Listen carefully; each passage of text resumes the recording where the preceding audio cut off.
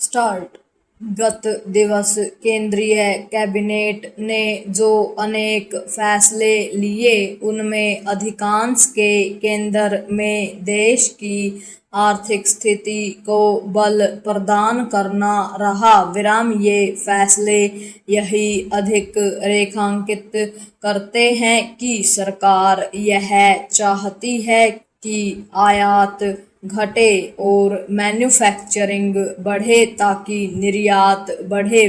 सरकार ऐसे प्रयत्न पहले भी करती रही है। इसका प्रमाण है उसकी ओर से मेक इन इंडिया के साथ देश को आत्मनिर्भर बनाने का अभियान शुरू करना और साथ ही स्वदेशी के मंत्र को दोहराना। इन अभियानों को जोर शोर से शुरू करने और कारोबारियों को प्रोत्साहित करने के लिए अनेक उपाय करने के बाद भी बात पूरी तरह बन नहीं रही है। देश को अनेक ऐसे उत्पादों का आयात करना पड़ रहा है जिनका उत्पादन देश में आसानी से किया जा सकता है।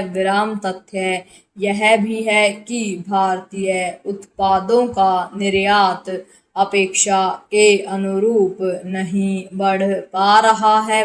सबसे बड़ी समस्या यह है कि देश के वे कारोबारी भी आयात पर निर्भरता कम करने वाले तौर तरीके अपनाने और विश्व स्तरीय गुणवत्ता वाले उत्पादों का निर्माण करने के लिए आगे नहीं आ रहे हैं। जिनके पास पूंजी और संसाधनों की कमी नहीं। समझना कठिन है कि हमारे बड़े कारोबारी भी शोध एवं नवाचार पर अपेक्षित निवेश करने के लिए तैयार क्यों नहीं है। उचित यह होगा कि सरकार इसके कारणों की तह तक जाए, क्योंकि आयात कम करना और निर्यात बढ़ाना तब तक संभव नहीं जब तक हमारे कारोबारी अपने हिस्से की जिम्मेदारी का निर्वहन नहीं करते। भारतीय कारोबारी बहुत कम ऐसे उत्पाद बनाते हैं जिनकी विश्व में मांग, पहचान और प्रतिष्ठा हो।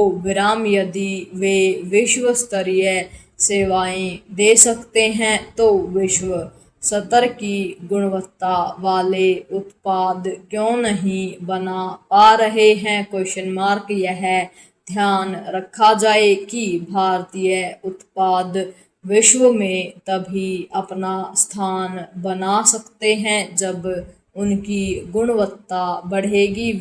आज यह अपेक्षा नहीं की जानी चाहिए कि समृद्ध होता भारतीय मध्य वर्ग कम गुणवत्ता वाले उत्पाद इस कारण खरीदने के लिए तैयार हो जाएगा क्योंकि वे स्वदेश में निर्मित हैं। जब उन्हें उसी मूल्य पर विदेशी उत्पाद आसानी से उपलब्ध हैं तो फिर वे गुणवत्ता से समझौता क्यों करें।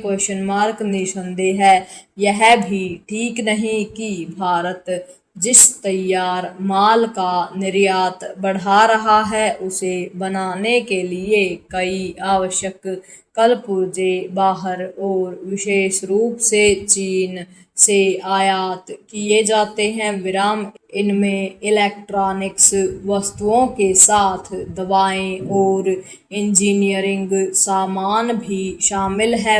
यह चिंताजनक है कि तमाम जतन के बाद भी चीन से आयात पर निर्भरता खत्म होने का नाम नहीं ले रही है। यदि भारत को निर्यात बढ़ाना है तो कपड़ा, रत्न, आभूषण और रसायनों जैसे परंपरागत उत्पादों के साथ साथ इलेक्ट्रॉनिक्स सामग्री के निर्माण पर भी ध्यान देना होगा।